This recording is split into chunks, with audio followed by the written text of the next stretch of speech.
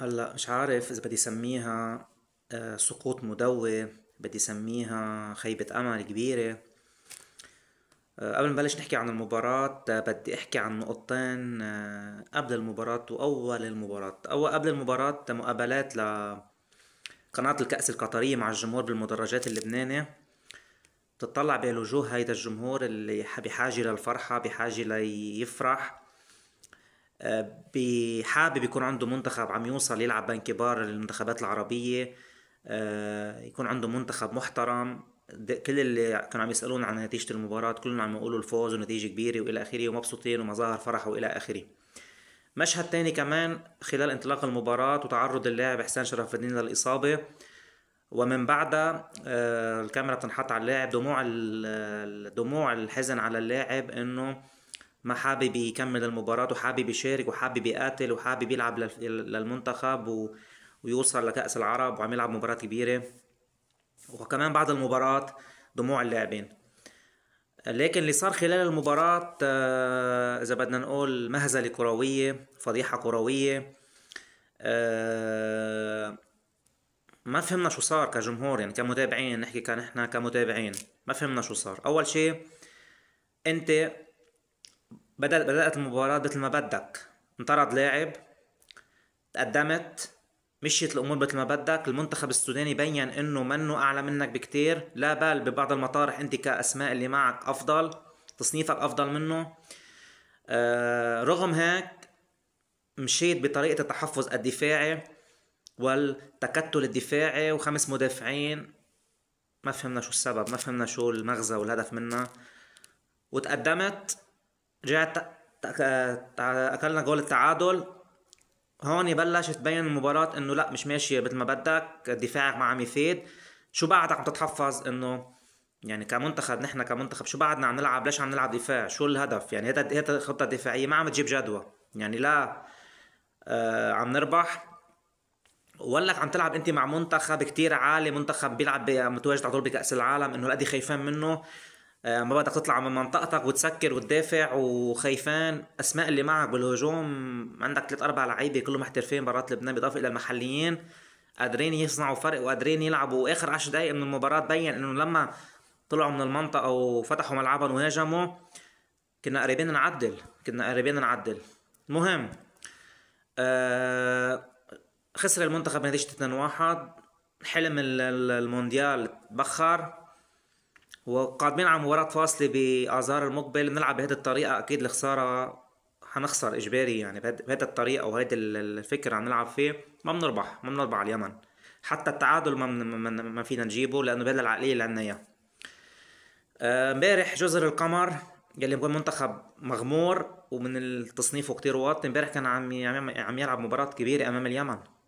عم يقلب تأخره من 4-2 ل4-4 آخر الوقت، دقيقة 90، بعد الدقيقة 90 وعم يوصل على الكأس العرب. يعني نحن لوين رايحين؟ نحن لوين رايحين بعد؟ يعني اتحادنا الكريم يلي من كلهم من كل الاحترام كأشخاص وإلى آخره، نحن بحاجة حاليا لنفضة كروية، حالة طوارئ، حالة استنفار. مش مسموح منتخب كرة السلة على طول متواجد بكأس العالم. صار عدم تواجده بكأس العالم هو فشل ووصيف آسيا وبطل العرب، ونحن بعدنا ما قادرين نوصل على كأس آسيا. كتير منتخبات تعرض لنكسات. الخسارة مش نهاية الدنيا، الفوتبول ربح وخسارة، الحياة مبنية على الربح والخسارة. منتخب البرازيل خسر 7 أمام جمهوره على أرضه. منتخب الألماني تعرض لنكسة كمان. كل منتخب إيطالي حاليا عم يعاني وما عم يوصل لكأس العالم.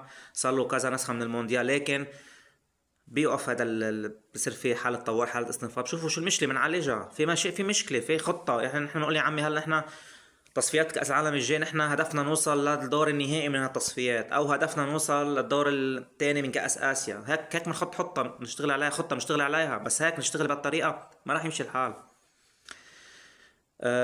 مفروض عنا 4 أشهر قبل مباراة اليمن نفس طريقة اللعب بهيدي الطريقة، ما راح يمشي الحال.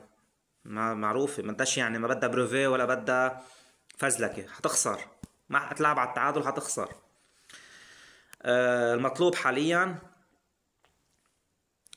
تغير بالتفكير، بالعقلية، بالتعاطي، نتحول من طريقة التفكير الهواية للاحتراف. بدنا نتحول، من كل ما عم تسبقنا كله عم يتطور. ما عادش في منتخب ضعيف. المنتخبات اللي كنا نعبرها بأربعة وخمسة عم تربحنا، وعم تعمل نتائج قدامنا، وعم توصل، وصارت توصل بكأس آسيا، عم تلعب، وصارت طموحها توصل على كأس العالم كمان. آه، مش مسموح هيدا الجمهور امبارح اللي حضر بالملعب يطلع زعلان بهيدي الطريقة، بهيدي السيناريو اللي انعمل. الجالية اللبنانية ما قصرت وحضرت، والجمهور اللبناني داخل لبنان كان كله عم يحضر وكله عم يتابع، وحط امل على هذا المنتخب وقال انه هذا المنتخب حيعمل نتيجة.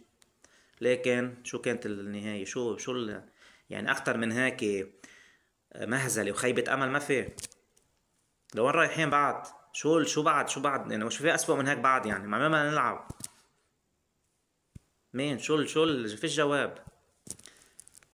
مش طالبين لا نحن نوصل على لا ناخذ كأس العالم، ولا نتأهل على أدوار النهائي بكأس العالم. هدفنا نلعب عقدنا، يكون عندنا منتخب يظهر بشكل معقول مثل هاي المنتخبات اللي عم تشتغل، يخسر بس بطريقة مش عيب الخسارة ولا شيء، بس نتطور، نتحسن، يكون عندنا دوري، أقله عندنا ملعب نلعب على أرضنا، حقنا نلعب على أرضنا. أبسط شغلة. ليش بدنا نلعب برات لبنان كل مبارياتنا؟ كم هذه أبسط نقطة كمان، أبسط نقطة يعني. في مشكلة كبيرة. هيدا الجمهور عم يحرق أعصابه، وعم يقعد يحط أمل ويعيش خيبة أمل ورا خيبة أمل، تصفيات ورا تصفيات ورا تصفيات، بالآخر شو؟ يعني هذا الفيديو بنعتبره صرخة لعله توصل، بس هيدا الطريقة الاستمرار فيها ما راح يمشي الحال. خلص ما عادش في، كل دول العالم سبقتنا بكرة القدم، كل دول العالم، ونحن بنكمل هيك حنصير ما قادرين نربح أي مباراة.